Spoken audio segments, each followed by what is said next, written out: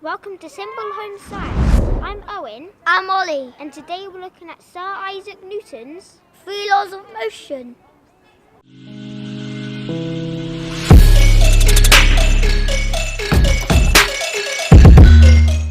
In 1686, an English scientist and mathematician called Sir Isaac Newton published and presented 3 basic principles on the physics of motion.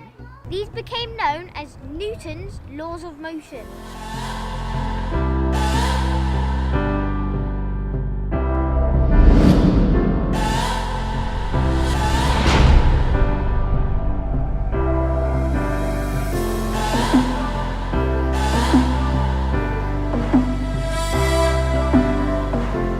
When you think about motion, you need to think about forces. Put simply, a force is anything that can change the state of motion of an object. Forces are everywhere and affect everyone every day, like gravity. If you want to know more about gravity, watch our science vlog. Click up here if you want to watch it now. Gravity is a fundamental force that's constantly acting on us and keeping us on planet Earth. Forces are more easily described by using direction and strength. An example is when you kick a ball. You exert a force in a certain direction. This is the direction the ball will move. Now let's look at the 3 laws of motion.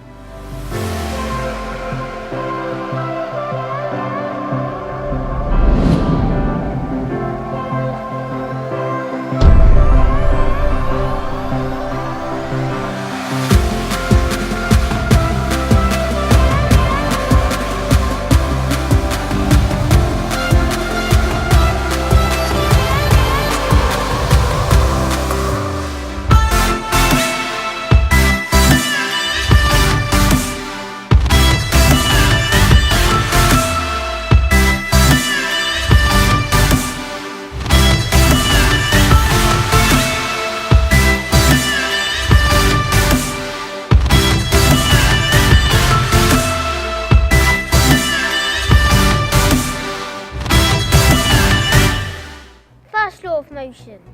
The first law of motion states, an object in motion will remain in motion and an object at rest will remain at rest unless acted on by an outside force. This is also known as the law of inertia. Basically, a tendency for an object to keep on doing what it's doing. If you were to kick a ball, the ball would move forever unless acted on by an outside force. As soon as you kick the ball, forces start acting on it. Gravity pulls the ball down to the ground, and air resistance and friction slow the ball down. But in a vacuum, the ball would move forever. Second law of motion. The second law of motion states, the more mass an object has, the more force will be needed to accelerate the object. The equation to calculate this force is force equals mass times acceleration. In terms of kicking a ball, the harder you kick the ball, the greater the distance the ball will travel. The more mass the ball has, the more force needed to move it. Think of it like kicking a football and a bowling ball. Third law of motion. The third law of motion states, for every action there is an equal but opposite reaction. When you kick a ball, there's a force of your foot on the ball. The ball also exerts the exact same force back onto your foot. The harder you kick the ball, the more you feel the ball on your foot. This can be better explained by using Newton's cradle. You can demonstrate the third law of motion by using Newton's cradle. When the ball at one end is pulled back and let go, it will swing into the other balls.